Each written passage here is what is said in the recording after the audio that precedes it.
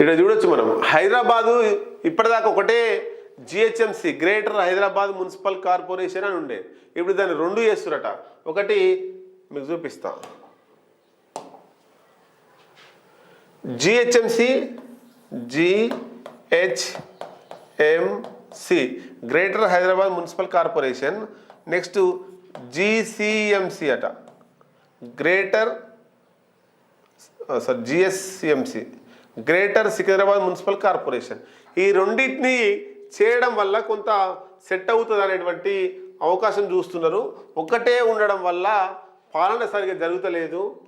ఉన్నతాధికారులతో CM discussion, Prasadarao committee నివేదికపైన చర్చ, సాధ్యాసాధ్యాలపైన అధ్యయనానికి ఆస్కికి బాధ్యతలు. అది ఇప్పుడేం రాదు, ఒక సంవత్సరం బట్టే అవకాశం ఉందట.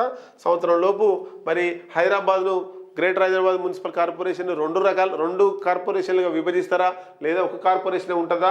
మొత్తంగా 150 వార్డులను 200 వార్డులు చేయాలని సూచించింది. దీనిపై కూడా సీఎం ఉన్నతాధికారులతో 150 డివిజన్ల స్థానంలో హైదరాబాద్లో 100, సికింద్రాబాద్లో 100 డివిజన్లు.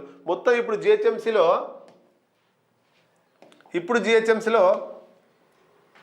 వచ్చిందా? ఇప్పుడు జిహెచ్ఎంసీలో 150 కార్పొరేటర్లు ఉన్నారు. అయితే ఈ జిహెచ్ఎంసి జిఎస్ఎంసి దీన్ని ఏం చేస్తారంటే ఈ రెండు చేస్తారు కాబట్టి 150ని కాస్త 200లకు పెంచుతారు. 200లకు పెంచితే జిహెచ్ఎంసి 100, జిహెచ్ఎంసి 100, మొత్తంగా 200. అంటే ఒక 50 డివిజన్లు పెరుగుతాయి అన్నట్టు. 50 డివిజన్లు పెరుగుతాయి. మరి సాధ్యమవుతుందా కాదా అనేటువంటిది మనం చూడాల్సిందే రాబోయే కాలంలో.